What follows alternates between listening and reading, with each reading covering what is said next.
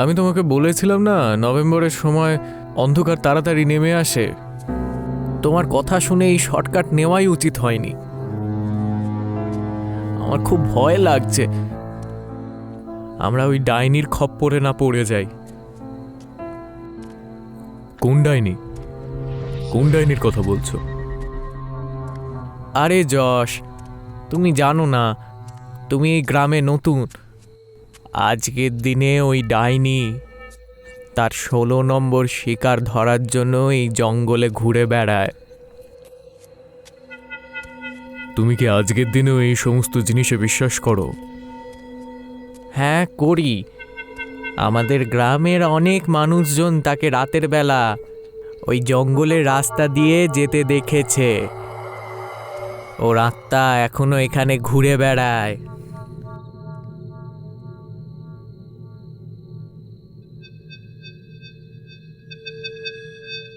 এই সব আজ থেকে 30 বছর আগে শুরু হয়েছিল, যখন আমাদের গ্রামে দেবীনা বলে একটা মহিলা এসেছিল।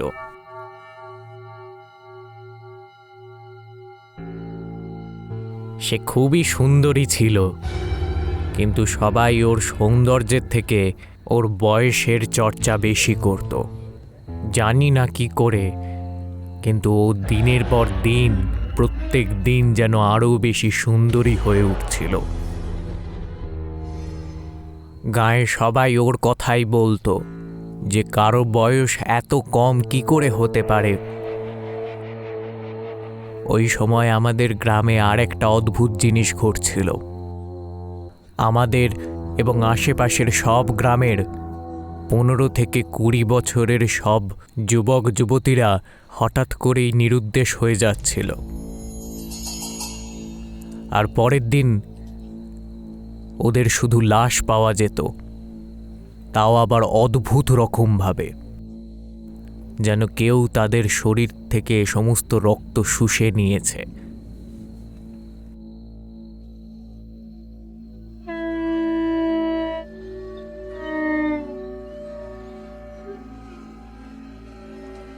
আর এভাবেই একদিন যখন আমাদের গ্রামের একটা 18 বছরের মেয়ে এই জঙ্গলের পাশ দিয়ে যাচ্ছিল, তখন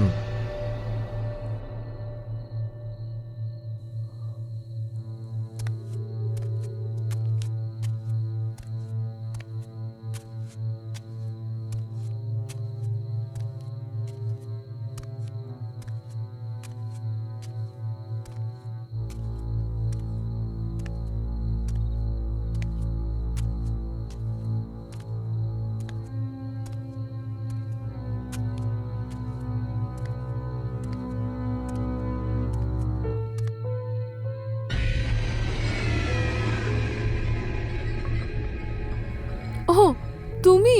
আমি তো ভয় পেয়ে গিয়েছিলাম। কেন, তোর কি মনে হয়েছিল কোনো ভূত এসেছে? না না, আরে এমনি। আচ্ছা চল একসঙ্গে যাই। আচ্ছা চলো। দুজনে একসাথে চলতে শুরু করে, আর চাঁদের আলো ওদের পথ দেখাচ্ছিল।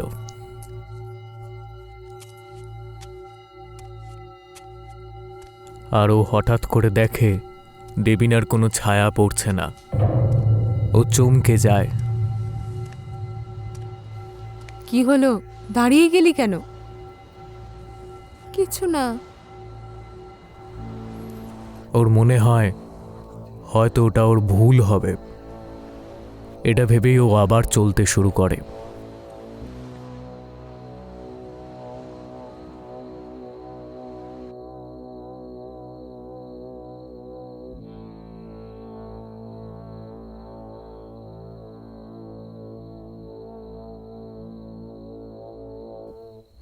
একটু দাঁড়াও, আমার না খুব তেষ্টা পেয়েছে। সামনেই একটা নদী আছে, একটু বরং জল খেয়ে নি। দুজন নদীর সামনে যায়, আর ওই মেয়েটি জল পান করতে শুরু করে। তখন সে নদীর জলে নিজের প্রতিবিম্ব দেখতে পায়, কিন্তু তার পাশেই দাঁড়িয়ে থাকা মহিলাটার কোনো প্রতিবিম্ব চোখে পড়ল না। আর এটা দেখে ওই মেয়েটা ভয় পেয়ে যায়। আর ওর কপালে বিন্দু বিন্দু ঘাম জমতে শুরু করে।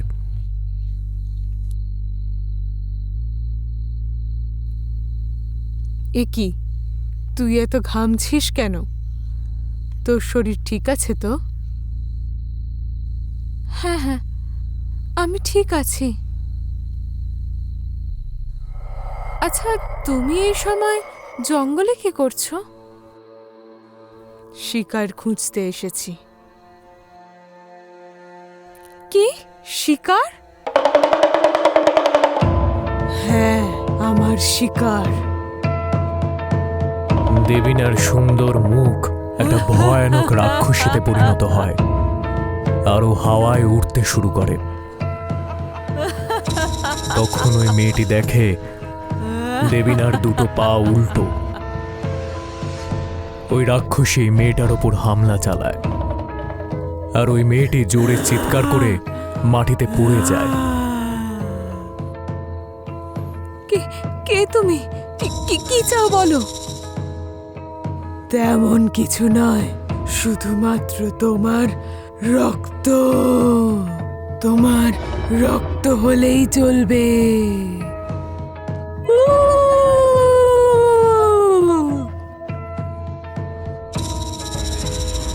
তোমার যৌবনের রক্ত, যা পান করলে আমি সর্বদা যৌবন ধরে রাখতে পারবো। কারণ তুমি আমার 16 নম্বর শিকার।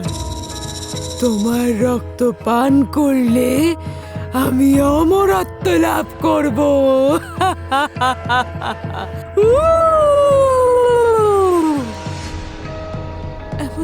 এমনটা করো না, আমায় মেরো না। ওই মেয়েটি কথা বলতে বলতেই মাটি থেকে একদলা মাটি তুলে ওই রাক্ষসীর চোখে ছুঁড়ে দেয়, আর ওই রাক্ষসী চিৎকার করতে শুরু করে। আর অন্যদিকে ওই মেয়েটি ওই রাক্ষসীর হাত থেকে পালানোর জন্য দৌড়তে শুরু করে। কি, এই মেয়ে, দাঁড়াও, তুমি আমার শেষ শিকার। এই কথা বলে ওই রাক্ষসীও তার পেছনে উড়ে উড়ে যায়। কিছু দূর যাওয়ার পরই ও কিছু গ্রামবাসীকে দেখতে পায়, যাদেরও বলে, বাঁচাও, বাঁচাও আমাকে, ওই ডাইনিটা বাঁচাও। কোথায়? কেউ তো নেই তোমার পেছনে? না না, ওই দেবী না একটা ডাইনি।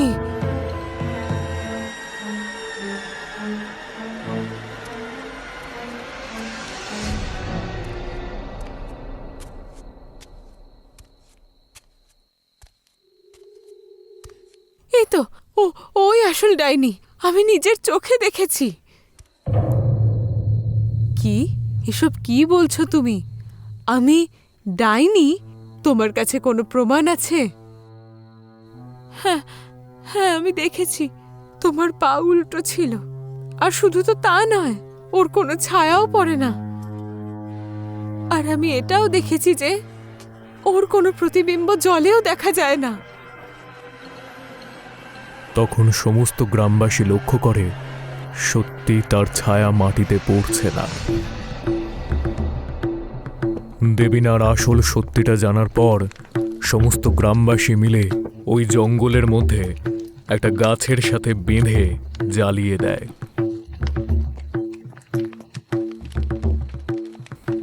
মরার আগেও একটাই কথা বলেছিল, তোমরা কি ভেবেছ আমাকে মেরে আমার হাত থেকে তোমরা মুক্তি পাবে? না, আমার মৃত্যুর পরেও আমার আত্মা এইখানেই ঘুরবে। প্রত্যেক অমাবস্যাতে আমি ফিরে আসব আমার 16 নম্বর শিকার পূর্ণ করতে।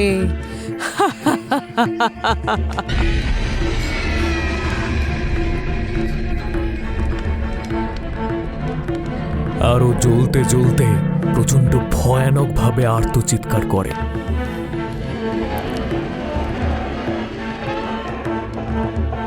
আর এখনো প্রত্যেক অমাবস্যার রাতে ওর ভয়ানক আর্তচিৎকার শোনা যায়।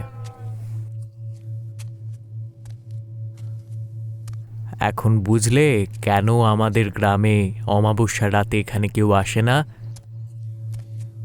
বিশেষ করে যুবক যুবতীরা। আচ্ছা, তা এত কিছু জানার পরেও তুমি আমার সাথে এই রাস্তা দিয়ে যাওয়ার জন্য রাজি হলে কেন? আর তাছাড়া তোমার বয়স কত? আমি এখন 19 বছরের, কিন্তু এটা তুমি কেন জিজ্ঞেস করছো? কি ব্যাপার তোমার? তার কারণ হলো তুমি আমার সঠিক শিকার। ছেলেটি এই কথা শুনে ভয় ওখানেই থেমে যায়, আর কাঁপতে কাঁপতে যখন ওর দিকে তাকায় তখন দেখতে পায় ওই ডাইনি ওখানে দাঁড়িয়ে আছে, আর ওর বন্ধুর লাশ নিচে মাটিতে পড়েছিল, রক্তাক্ত শুকনো অবস্থায়। না না না, বাঁচাও আমাকে, বাঁচাও বাঁচাও বাঁচাও! আর ওই ডাইনি তখন ছেলেটার ওপর হামলা করে তার ধারালো দাঁত দিয়ে তার রক্ত খেতে শুরু করে, আর বাকি লোকজনের মতো ওর শরীরও সম্পূর্ণ নীল হয়ে যায়।